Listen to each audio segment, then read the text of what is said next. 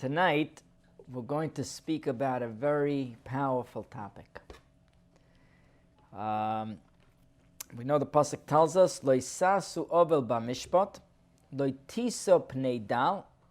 Don't favor the poor over the rich in a court case. "Lo te'edar pnei zaken, b'tzedek tishpei tamitecha." B'tzedek tishpei tamitecha. What does that mean? B'tzedek tishpei tamitecha. So the Chachamim tell us, "Havidan et kol ha'adam l'kav zchut," meaning to say, judge a person favorably. Judge a person favorably, right? You see somebody did something, see if you could judge him favorably.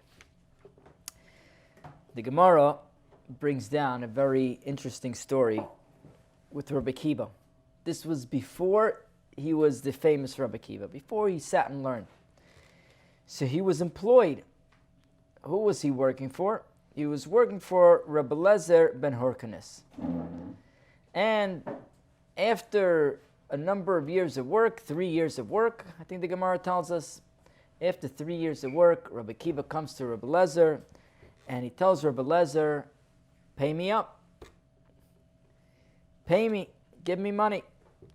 So Rabbi Eliezer tells him, "I don't have money." So Rabbi Akiva tells him, "Okay, so give me fruit. Fruit that's worth money." He says, "I don't have fruits." He says, "Wow. All right, so you know what? So give me animals. I know you're a rich man. Rabbi Eliezer ben Hyrcanus was a rich man. Give me animals." He says, "I don't have animals." He says, "Okay, so give me a piece of land. I know you own a lot of piece of land." He says, "I don't have a piece of land." He says, "Okay, so you know what? Give me your blanket or your mattress. Let me walk home with something. I worked for you for 3 years." He says, "I feel bad. I don't have that either."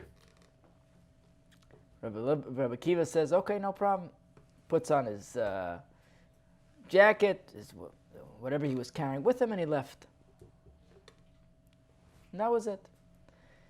A little while later, Rabbi Eliezer ben Hyrcanus loads up his donkey. Eliezer ben Hyrcanus was a very rich man. And he comes to Rabbi Akiva. He comes to Rabbi Akiva and he unloads his donkey and he gives him his total payment. And he's there with him and they're drinking and they're eating and they're happy. And Rabbi Eliezer ben Hyrcanus tells Rabbi Akiva, he says, "I don't understand one thing." He says, "What were you thinking when I told you that I don't have money? I'm Rabbi Eliezer ben Hyrcanus. What were you thinking?" So he says, "You know, when you told me that you don't have any money, I was thinking that maybe perhaps a very good business deal came along, and you literally put in your last liquid assets, your last dollar you put in. So I figured you ran out of money now." So he says, "Wow, okay. Well, what were you thinking when I told you I don't have fruit?" So he says, "I was thinking that maybe you had a lot of fruit, but you didn't take Trumas HaMeiser, so you couldn't give it to me yet." He says, "Okay, pretty interesting." He says, "Well, what about the animals? I mean, you know, I have thousands and thousands of animals. What were you thinking?" He says, "I was thinking probably you rented them out to people to make money, so you couldn't give it to me on the spot." I said, "Okay, this is getting interesting. What about the land?" He says, "Well, you have people sitting on the land, right? You have renters, they're there, so I figured right now wouldn't be a good time." He says, "Okay, but what about your mattress and blanket? What did you think when I told you even my mattress and blanket I didn't have to give you? You wanted something that you would be able to sell and walk home with something." So he says, "You know, I'll tell you, I was thinking that maybe you made a neder that my assets should go for Hekdesh. Should go for Hekdesh. You donated it." So Rabbi Eliezer ben Hyrcanus said to Rabbi Akiva, "I want to tell you, I swear to you, Nishbani, I swear to you that this is what happened. My son was not learning, and he was relying on my wealth. So out of the heat of the moment, I got up and I told him, I'm donating everything I have to Hegdish. You have nothing. Go work. Make something great out of yourself, or go learn. Don't rely on me. He sat and relied on me, and I wanted to make the point, and that's it. So I got rid of everything. I was a poor man. He says, but then what happened was my son saw that that's it. He's got no future with me. It's over. So he booked himself into yeshiva. He started to learn. Once he started to learn, I went to a chacham to be mated the neder. I was mated the neder, and then I had my nechasim. I was able to make you payment. I was able to give you money. So Elazar ben Hurkanez tells Rabbi Kiva that you were dan milekav schos.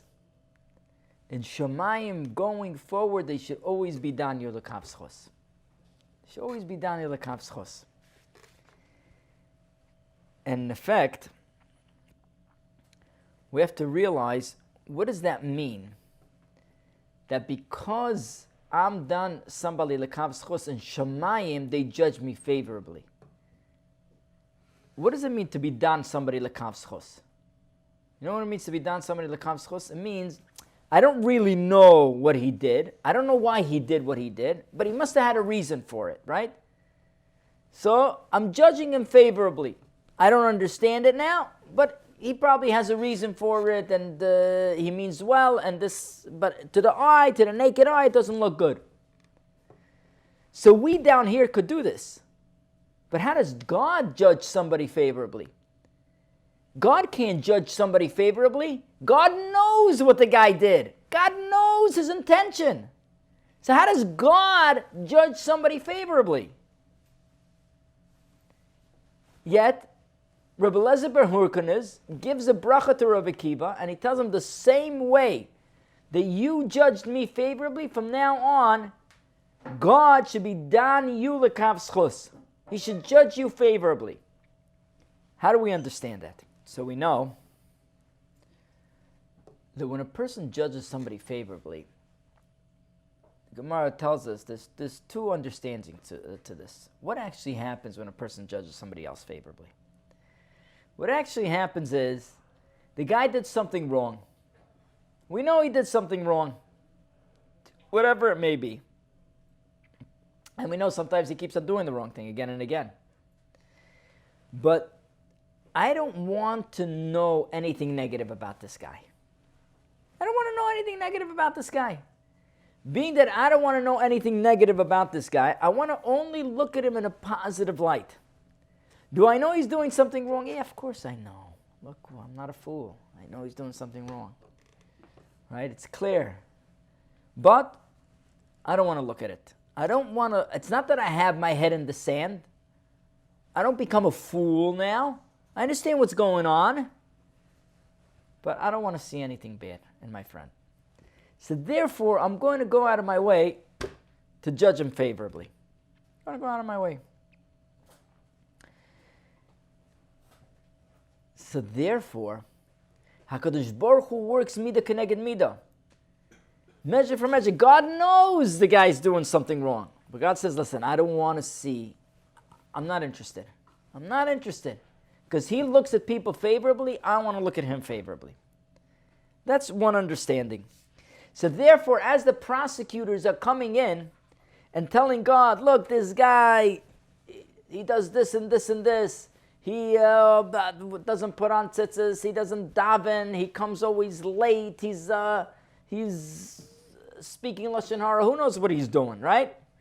But God says at the end of the day, this guy's always judging people favorably. Same way he doesn't listen to the rationale of his mind, I'm not going to listen to the prosecutor.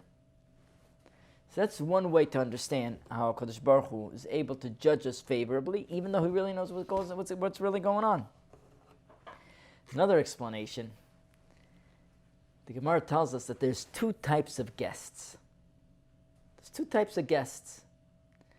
There are good guests that come to your table, right? You have a Shabbos table, a beautiful table, you prepared it, it's nice, it's gorgeous, right? Great cholent, everything is good. Now there's two types of guests. There's a bad guest and there's a good guest. The Gemara says, what's a bad guest? The bad guest takes a look at the beautiful Shabbos table. And he says, listen, you know what? What do you think? The Balabas made it for me. He's got his family here, so he didn't make it for me. And also, what did I eat already? I drank a little bit of Coke. I just tasted a half a spoon of the rice. I took a drop of chulin, so it wasn't really for me. Right? The Balabas made it for himself, and I happened to be there. It's a bad guest. What is a good guest? Says the Gemara. A good guest says, wow, I can't believe what the Balabas did. All this he did for me. He had to go shopping beforehand, and he had to cook it and stay up late, and so on and so forth. And he starts thinking to himself, what did the Balabas have to do to put this all together? And all this is for me. It's unbelievable. And I have so much hakaras hatov to this guy. So one guy is looking at it and saying, the Balabas didn't do anything for me. He didn't do anything for me. There's 20 people here, so what are you saying? He did it for me? He would have done it anyways. Right? Gemara calls him a bad guest. The other guy, there's 20 people there. But he can't get over what the Balabas did for him. What the Balabas did for him. So I ask you a question. Who's right? Who's right? The bad guest or the good guest? Who's right? And the good guest is saying everything is done for me. Is that really true? Is that really, really true? There's 20 other people there. The bad guest is saying, well, nothing was done for me, and I didn't even enjoy so much. I took a drop of this and a little bit of that, so not for me, right? And he doesn't eat a lot to make sure that everybody sees that, he didn't take too much of a favor. So who is right?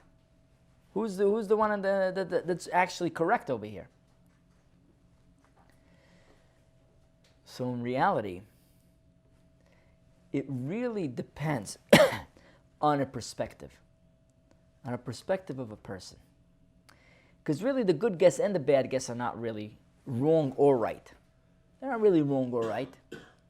But it's just the perspective that each one has in life. And the Gemara tells us that a good guess sees that even the effort that maybe a lot of people benefited from, but he takes it as though I'm the only one that benefited from it, and therefore I really appreciate tremendously what you did. Same thing. You have the same scenario in many places. You have a bunch of guys sitting around, a poor guy comes in, he needs money. So one guy takes out a $5 bill and gives it to him. So you could say, oh, you know what? He took out a $5 bill. The truth is, he's a stingy guy. He would never do this, but we're all sitting around. He feels uncomfortable, so he took $5. Or you could say, no, the guy felt bad. Whatever it was, he's going to have a lunch today, and this poor guy doesn't have a dime in his pocket to buy lunch. Right? So who is actually right? Could be a combination of both. Could be if there weren't so many friends there, maybe he would have given $1. Could be. Right? So yes, the friends propelled him and pushed him a little over the edge. That little bit of peer pressure, but so he's not totally wrong, but the other way is also not wrong. I mean to say that could be he did feel bad, right? He did feel bad, and he saw the guy, hey, the guy's going to walk out without anything. How's he going to have lunch today?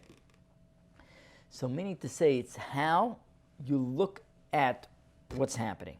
How you look at what's happening. In the Holocaust. There was a person that came to his Rav and told him, I want to tell you, the Holocaust caused me to be a non-believer. It caused me to be a non-believer. So the rabbi said, why?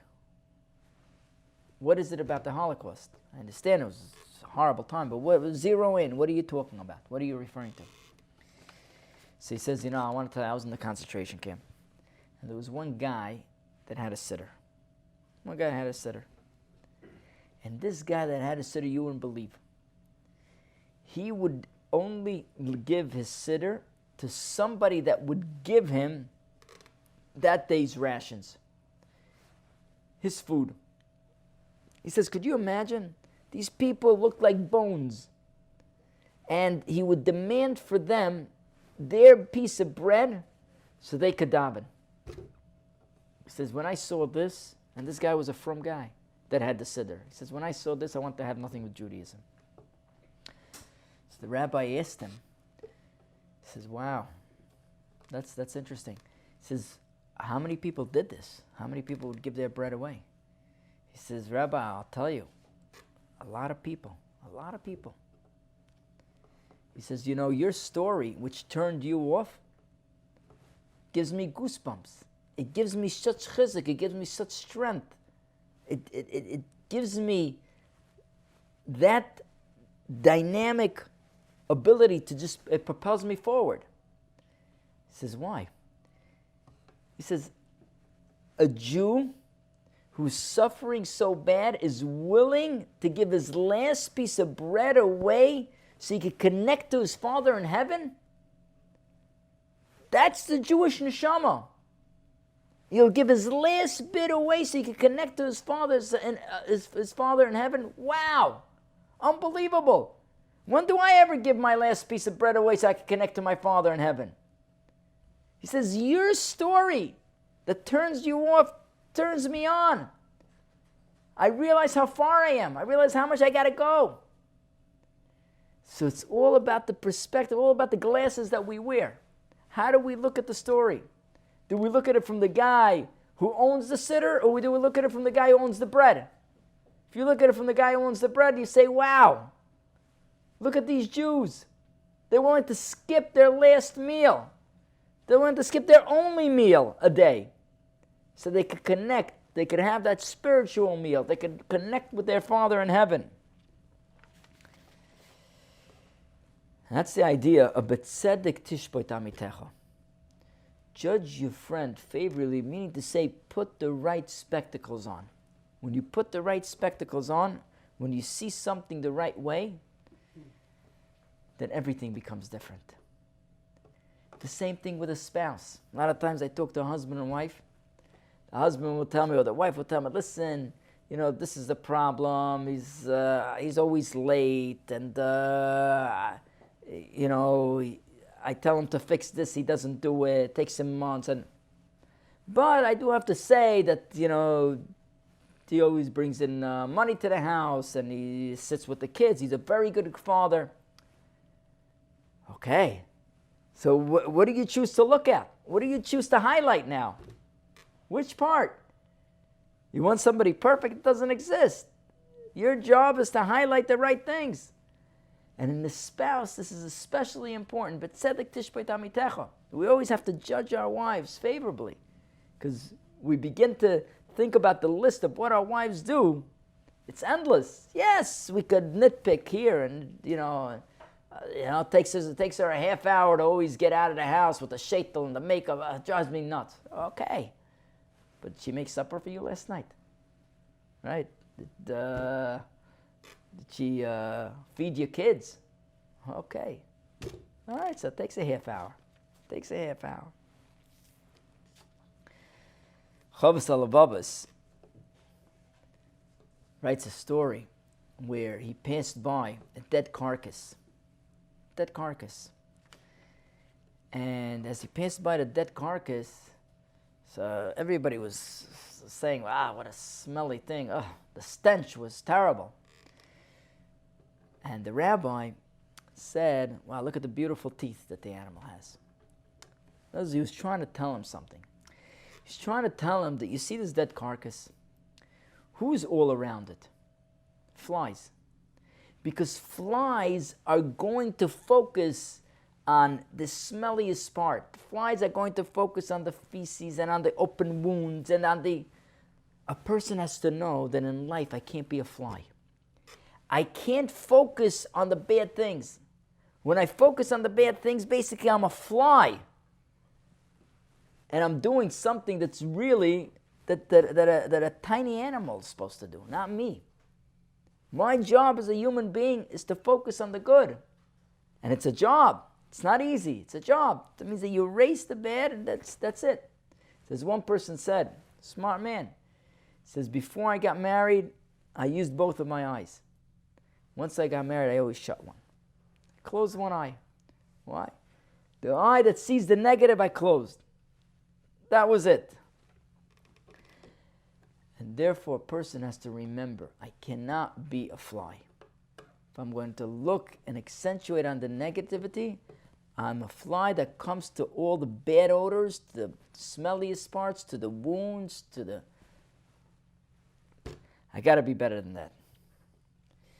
Aryeh Levine once went to a levaya of a gadol, and they saw him in the middle of the levaya leaving. He runs out, and somebody spots him buying a flower pot, big flower pot. And he's thinking to himself, wow, he left the levaya and he's buying a flower pot. What is this? It doesn't look good for a big chosh of a yid, for a prominent rabbi. It doesn't make sense. So one of the Talmidim asked him, Rabbi, what happened? We had the levaya of a great man, and now you left in the middle of the levaya to do this. He says, I want to tell you, I go visit people who have leprosy. They're Mitzoraim. And these people, they had the type of leprosy that's very, very contagious. And therefore, once they die, they burn everything that they have. They burn everything that they have. So it shouldn't be contagious. The problem is that I knew one of those people died, and they would wear tefillin. And I knew that they were going to burn the tefillin. But they told me that if I buy something with a lot of earth, they're willing to just bury it. They're willing to bury it. But they told me the cutoff line is 10 a.m. And it was already 9:30. And I was afraid that they were going to burn the tefillin. So I had to run out to buy this flower pot so I could bury these tefillin inside there, so they wouldn't burn it. The idea of Dan is kol adam l'kav schus. You see a person doing something, you think to yourself, wow, the guy's a bad guy. And meanwhile, the guy's doing something, this Rabbi Aryeh Levine was doing something that was extremely important, saving this pair of tefillin. But I want to tell you, this story took place in Bnei Brak, and I think it's the most shocking story. Also happened with Rabbi Aryeh Levine. Rabbi Aryeh Levine had a yeshiva. In his yeshiva, he also had an elementary school. And one of the kids, one day, starts bringing money to school. And he's buying things. And it's people started having chashoshos. Where does this kid come in every day with 20 shekel, 50 shekel, 30 shekel, 40 shekel, and buying, bamba and all the good things for the kids in the class and for himself, and having a good party. So the manal comes over to the child and says, what's going on? The child says, no, this one gave it to me. Starts making up all kinds of stories, the standard stories. I got it, I worked, I did, who knows what. So the manal tells Rabbi Aryeh Levine, maybe he could speak to the child. So Rabbi Aryeh Levine calls over the child, and he gives him a hug, and he's schmoozing with him and speaking to him.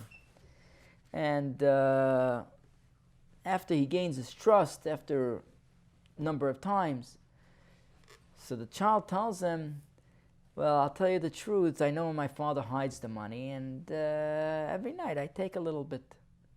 I take a 20, a 50, 100, whatever I need, is there. Okay. So Rabbi Aryeh Levine says, okay, no problem. He calls over the father and he tells the father what's going on. He says, I want to talk to you. He sits him down and he says, I just want to let you know that we have to take care of this problem. So the father says, what's the problem? He says, every day your son is coming here with 100 shekel, 50 shekel, 200 shekel, whatever it is. He comes here with different shekalim. And he admitted to me that he takes it from you. The father turned white. And he started screaming. So Rabbi Levine didn't know what's going on. He says, okay, come, let me give you a cup. He says, no, I murdered my mother-in-law. That's what he's screaming. I murdered my mother-in-law. Is this guy normal? Doesn't understand. What do you mean? Talking about your child now. And he's screaming, I murdered my mother-in-law. I can't believe I did this. So Ari Levine tell him, stop. I just told you your son took money. Ari Levine offers him a cup of water, calms him down.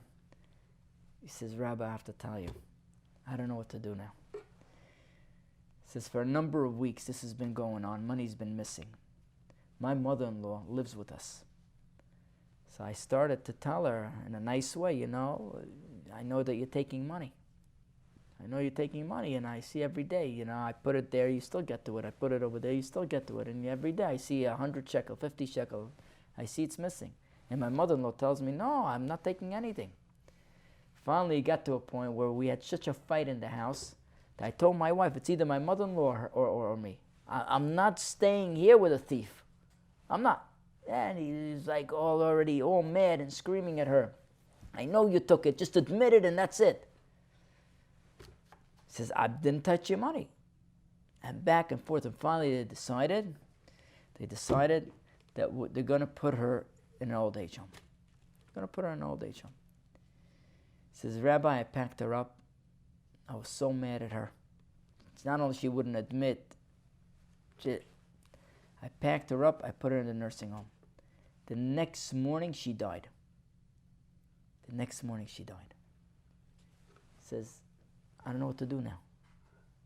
It wasn't her, it was my son. I don't know what to do now. So Rabbi Levine tells him, you're going to have to go to a caver, you're going to have to get 10 people, you're going to have to ask Mechila. He says, but how do I come home? What do I tell my wife? My wife told me she would never do such a thing. My wife protected her mother. And I didn't want to hear it. After a while, I was so frustrated because every day I was missing 100 shekel or whatever it was. So I was so frustrated. I didn't want to hear it. How do I even face my wife? And Aaron Levine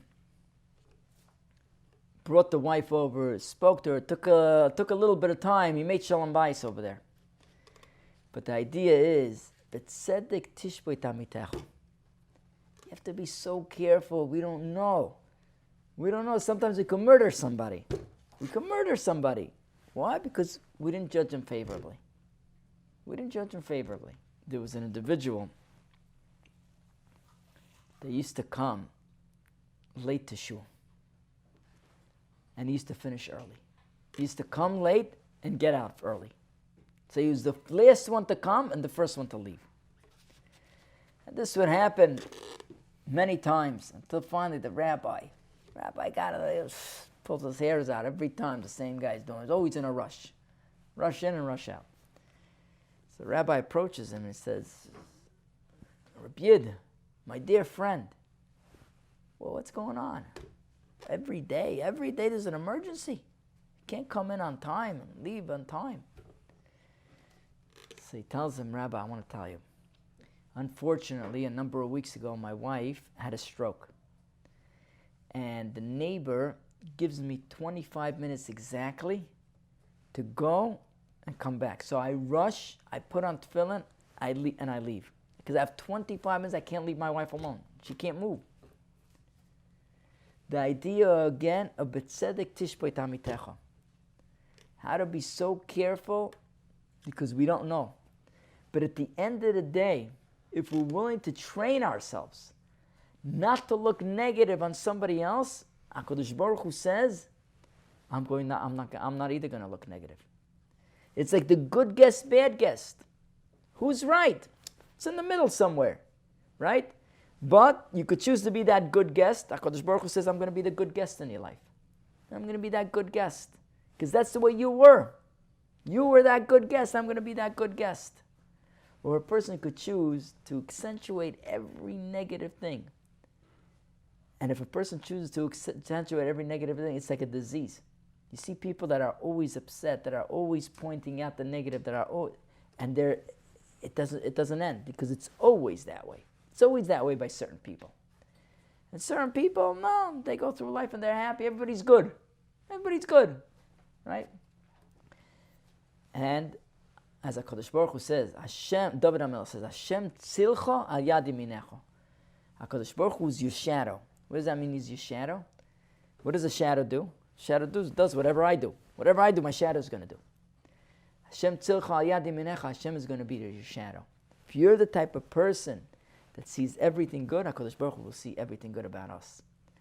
So let's put on the right glasses to see everything good. We're in the middle of Sfirat HaOmer, where the Talmidei of Rabbi Akiva couldn't get along, right? They didn't let the other one have that enjoyment. Every little thing was a problem. But that type of glasses gets them nowhere. Right? They end up 24,000 dying. We have to put the right glasses on, where we see everything in a positive light, and we enjoy our friends, and we appreciate them. And with that, HaKadosh Baruch Hu will enjoy us and appreciate us.